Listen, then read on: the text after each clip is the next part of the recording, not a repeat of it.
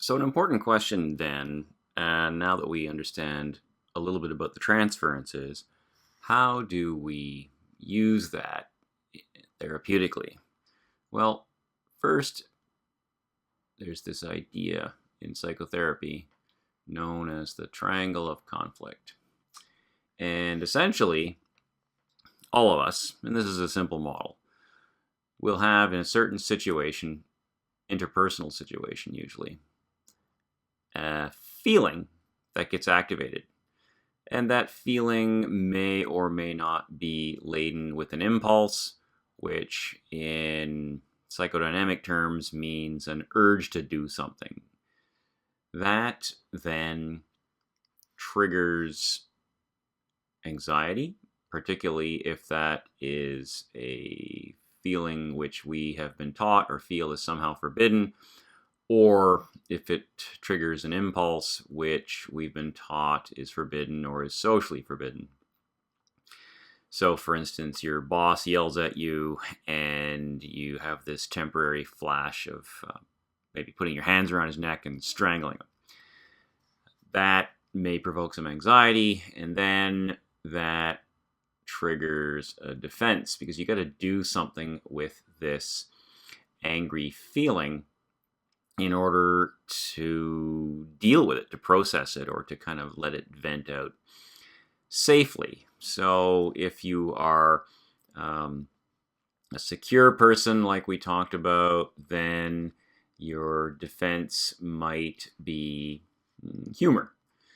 You might respond to the situation with a joke, but in a way that's not at anybody's expense, and you acknowledge your anger and you put it in a larger context and you take care of it that way.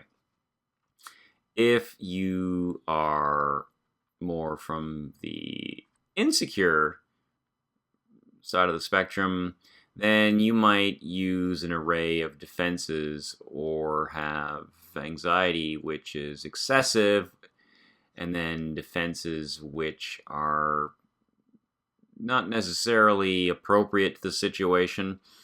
So you have that angry impulse with the thought of your hands around your boss's neck for a second, and you might immediately become very obsequious and compliant and do everything the boss asks and completely subordinate your own will as a way of completely burying this angry feeling. So the idea is that feelings and impulses, these are just what it is to be a mammal in relationship with others. So we have positive feelings, we have negative feelings. And depending on how well attuned our caregivers were, we can either process these feelings in a mature and adaptive way. So we can use mature defenses, so arising from security, or defenses that are immature, arising from insecurity. And of course, anxiety itself can have mature and immature manifestations. And what happens in the relationship with the therapist is you will do these same things. So toward the therapist, a feeling will arise, perhaps accompanied by an impulse to do something, and that will activate some anxiety, which we call signal anxiety, which is the signal that a feeling has been activated.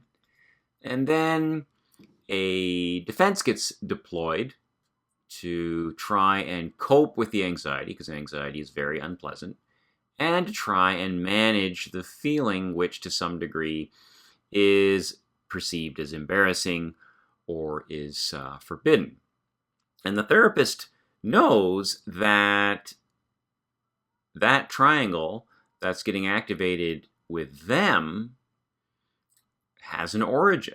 So in the past, that's where you learned your initial array of what feelings are forbidden and which ones are not, therefore which feelings provoke anxiety. That's where you learned the initial array of defenses that were acceptable within that early environment. And problems typically arise in our current relationships if we have a bad way of coping with our feelings in interpersonal situations. So feelings, of course, arise in current relationships. Those may or may not bring anxiety, which may or may not, therefore, call for defenses. And then in the relationship with the therapist is, of course, interested in what feelings arise, because that's important. But often what the therapist initially sees and is dealing with are the manifestations of anxiety and the defenses that operate in the relationship with the therapist. So what a good therapist is trying to do is to get that transference activated toward them. So you come into the therapeutics situation, and of course, that is a very highly emotionally charged relationship. A lot of people are pretty freaked out by the idea of working with a therapist. And one of the things that a therapist is interested in is, okay, in particular, like, how are you freaked out? How are you manifesting that anxiety, right? Why are you freaked out? What feelings arise in these efforts that the therapist makes to connect with you as a human being?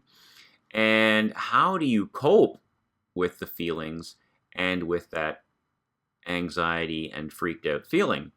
And often people's problems arise in the ways that they cope with their anxiety, whether those ways are more on the immature or technically what we call the neurotic or primitive defensive spectrums, meaning maybe you do things like you resort to obsessive thinking about, oh, I should have said this to the therapist. Oh, I should have said that. Or why didn't I mention this? Or why do I always do that? Or all the way to something really primitive like complete denial, where you walk in and the therapist says, oh, I notice you are really anxious and fidgeting today. No, I'm not. Well, that in itself tells the therapist a lot of really interesting information.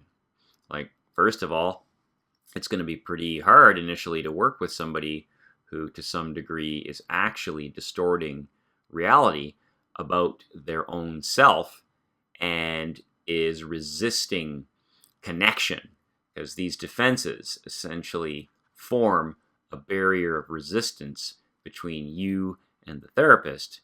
And that is where the therapist works with the transference to try and understand you, to try and help you understand you, and ideally to work through your difficulties and help you come to a better, more benign relationship with both your anxiety and with your feelings.